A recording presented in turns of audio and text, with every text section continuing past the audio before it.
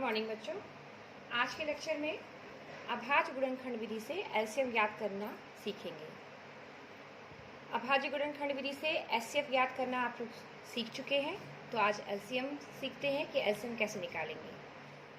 तो एलसीएम बराबर प्रत्येक अभाज्य गुणनखंड की सबसे बड़ी घात का गुणनफल।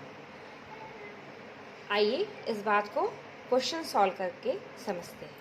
हमारे पास चार संख्याएं हैं, 12, 15, 20 और 27। इनका हमको एलसीएम ज्ञात करना है। तो सबसे पहले हम इनका अभाज्य गुणनखंडन करेंगे। 12 के अभाज्य गुणनखंड क्या होंगे? 2 दूनी 4, तिहाई 12। 15, 3 पच्चे 15, 20, 2 दूनी 4 पच्चे 20 और 27 के 3 तिहाई 9, 9 तिया 27। तो यहाँ से हो गया 2 की घात 2 गुणे 3, ये हो गया 3 गुणे 5। यहाँ पे है 2 की घात 2 गुणे 5 और यहाँ पे हमें मिला 3 की घात 3।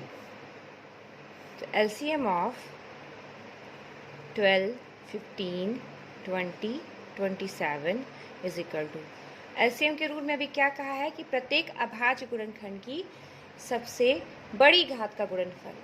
तो यहाँ पे पहले हम 2 आ रहा है, 2 की मैक्सिमम घात कितनी है? 2 की घात 2, तो हमने उसको ले लिया। फिर 3 लेते हैं, 3 की मैक्सिमम घात कितनी है? 3, तो ये ले लिया 3 की घात 3। फिर 5 आ रहा है, 5 की को ले लिया। तो हम देखते हैं जो भी संख्या आ रही है उसकी सबसे बड़ी घात क्या है, उसी को हम लेते हैं। ठीक है, तो यहाँ से क्या हो गया? 2 दूनी 4, 9 तिहाई 27 गुणे 5, यानी 5 को 20 गुणे 27, यानी ये आ गया 540। तो एलसीएम हो गया आपका 540। सेकंड एग्जाम्पल है 24, 36, 40। इनका एलसीएम ज्ञात करना है, तो हम इनका अभाज्य गुणनखंड करेंगे। ठीक है, आप चाहिए तो डायरेक्ट करिए, नहीं तो आप इस तरह से भाग दे के करिए। तो ये हो गया 12 आ गया, 2 कम 2, 2 दूनी 4, फिर 2 छक्के 12, 2 तिहाई 6 और ये आ गया 3 एकम 3। 36 का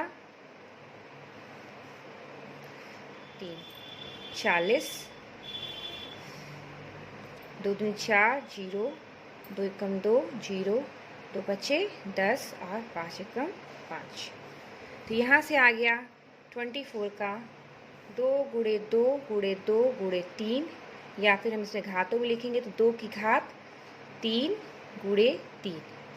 36 का गुणनखंड लिखेंगे तो 2 गुणे 2 गुणे 3 गुणे 3, यानी 2 की घात 2 गुणे 3 की घात 2। और 40 का 2 गुणे 2 गुणे 2 गुणे 5, यानी 2 की घात 3 गुणे 5। तो यहाँ भी एलसीएम निकालेंगे। एलसीएम के लिए क्या बताया आपको? प्रत्येक अभाज्य गुणनखंड की सबसे बड़ी घात का गुणनफल। तो यहाँ पे 2 आ रहा है, 2 पे मैक्सिमम घात कितनी है? 3, तो हम उसको ले लेंगे।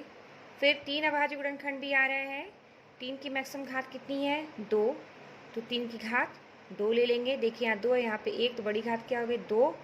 और 5 आ रहा है, तो 5 केवल 1 बार रह रहा है, 1 की घात है उसकी, तो 5। तो यहाँ पे क्या है? 2 की घात पर सबसे बड़ी क्या थी? 3, तो इसलिए 2 की घात 3 लिया। यहाँ पे 3 की सबसे बड़ी घात कितनी थी? 2, तो 3 की घात 2 ले लिया। और 5 एक बार आया है तो 5 को ले लिया। तो ये कितना हो गया? 2 की घात 3, यानी 2 दूनी 4 दूनी 8। 3 की घात 2, यानी 3 का 2 बार गुणा, 3 तिहाई 9 और 5, तो कितना? 360। ये हो गया आपका एलसीएम। देखिए बच्चों, एचसीएफ और एलसीएम में यही डिफरेंस हो जाता है कि एचसीएफ जब आप निकालते हैं तो आप केवल कॉमन संख्याओं को देखते हैं और फिर उनकी मिनिमम घात को उठाते हैं। यहाँ पे जैसे अगर हमको एचसीएफ निकालना होता तो हम क्या देखते हैं कि तीनों जगह पे केवल 2 ही कॉमन मिल रहा है हमको, तो हम यहाँ से केवल 2 लेते और 2 की सबसे छोटी घात लेते, यानी 2 दूनी 4, ये हो जाती 2 की सबसे छोटी घात। तो यहाँ पे जो एचसीएफ होता वो क्या हो जाता? हम 2 की घात 2 लेते हैं, यानी 2 दूनी 4। और एलसीएम निकालने में क्या होता है, एलसीएम निकालने में हम हर एक अभाज्य संख्या जो गुणनखंड में आई है उसको लेते हैं और उसकी सबसे बड़ी घात को हम पिक करते हैं। ठीक है, तो यहाँ पे जैसे 2 आया था तो 2 की सबसे बड़ी घात को लिया, 3 भी आया है तो 3 की सबसे बड़ी घात को लिया और फिर हमने 5 को भी ले लिया। ठीक है, तो ये एचसीएफ हो गया और ये एलसीएम हो गया। तो आप जब भी गुणनखंड करेंगे संख्याओं के तो आप ये याद रखेंगे कि हमको सबसे छोटी छोटी संख्या से भाग देना है। जैसे 24 ये 6 से डायरेक्ट जा सकता था, लेकिन आप सबसे छोटी संख्या यानी 2 से भाग देंगे। ठीक है, 6 से डायरेक्ट जा सकता, लेकिन हम उसको फाइनली छोटा करते करते फिर हम 3 से भाग देंगे। ठीक है, तो अभाज्य गुणनखंड करना आप प्रैक्टिस करिए और इसके साथ साथ एचसीएफ और एलसीएम निकालने की प्रैक्टिस करिए। Thank you.